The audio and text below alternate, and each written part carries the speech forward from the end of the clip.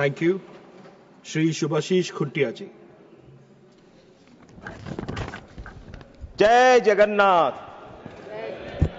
माननीय उपाध्यक्ष महोदय, मैं इस सदन के माध्यम से ऑपरेशन सिंदूर में भारतीय सेना की वीरता को नमन करता हूं और साथ साथ जिन्होंने पहलगाम आतंकी हमले में जान गंवाई उनके लिए श्रद्धांजलि ज्ञापन करता हूं। ऑपरेशन सिंदूर की सफलता भारतीय सेना की केवल राष्ट्रीय सुरक्षा के प्रति नहीं है, बल्कि मानवीय मूल्य के प्रति भी कमिटमेंट को दर्शाती है। हर एक जीवन महत्वपूर्ण है और हमारी सेनाओं ने अपनी स्विफ्ट रिस्पॉन्स से यह बात साबित कर दी। ऑपरेशन सिंदूर की सबसे खास बात यह थी कि हमारी सेनाओं ने कठिन परिस्थितियों में भी जिस दक्षता और संयम के साथ इस अभियान को अंजाम दिया, वो सचमुच प्रेरणादायी है। हम सभी जानते हैं कि भारत वसुधैव कुटुंबकम में विश्वास करता है। ये बुद्ध की धरती है जिसने हमेशा दुनिया को शांति और करुणा का संदेश दिया है। लेकिन हमें यह भी नहीं भूलना चाहिए कि जब देश की और नागरिकों की सुरक्षा या राष्ट्रीय स्वाभिमान पर आंच आती है तो भारत शांति के साथ साथ शक्ति का भी परिचय देना जानता है। सर, हमारी आर्म फोर्सेस इसकी जीता जागता मिसाल है। ऑपरेशन सिंदूर जैसे अभियान हमें याद दिलाता है कि देश की सुरक्षा और सलामती राजनीति से ऊपर है। Our gratitude to the armed forces is unanimous and beyond party lines, sir. Orissa में हमने हमेशा अपनी आर्म फोर्सेस की सर्वोच्च सम्मान दिया है, चाहे वो नेचुरल डिजास्टर हो या मिलिट्री ऑपरेशन। सर, हम डिसिप्लिन और कंपैशन के साथ कार्य करने का महत्व भली भांति समझते हैं। ऑपरेशन सिंदूर के दौरान दिखाई गई बहादुरी न केवल किसी एक क्षेत्र या पार्टी का गर्व है, बल्कि हर भारतीय के लिए गर्व का विषय है।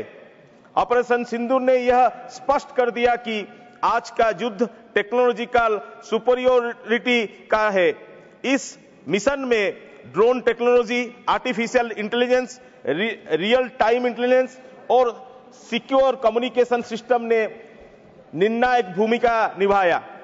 नेक्स्ट जनरेशन वारफेयर की चुनौती को देखते हुए हमारी सेनाओं को हर स्तर पर टेक्नोलॉजिकली एम्पावरमेंट करने की दिशा में ठोस कदम उठाया जाए। सर, माननीय उपाध्यक्ष महोदय, इस घटना से हमें देश के अन्य पर्यटन स्थलों की सुरक्षा पर भी ध्यान देना होगा, विशेषकर पूर्व भारत और उड़ीसा की। ओडिशा न केवल सांस्कृतिक दृष्टि से बल्कि रणनीति की दृष्टि से भी अत्यंत महत्वपूर्ण है। पुरी का श्री जगन्नाथ धाम, जहां हर वर्ष लाखों डिवोटीज आते हैं, सिर्फ धार्मिक स्थल नहीं बल्कि एक राष्ट्रीय प्रतीक और संवेदनशील सुरक्षा क्षेत्र भी है, जिसे जनरली इग्नोर कर दिया जाता है। सर, ओडिशा के बालेश्वर से गंजाम तक की लंबी समुद्री सीमा पूर्व भारत की फर्स्ट लाइन ऑफ डिफेंस है। सर, बे ऑफ बंगाल में चीन की बढ़ती गतिविधियों उड़ीसा को एक सुरक्षा बम्फर जोन बनाती है। चांदीपुर टेस्ट रेंज, जो आज भारत की मिसाइल प्रणाली का मुख्य केंद्र है, उसके विकास में उड़ीसा के पूर्व मुख्यमंत्री कलिंग पुत्र स्वर्गीय बीजू बाबू का अमूल्य योगदान रहा है।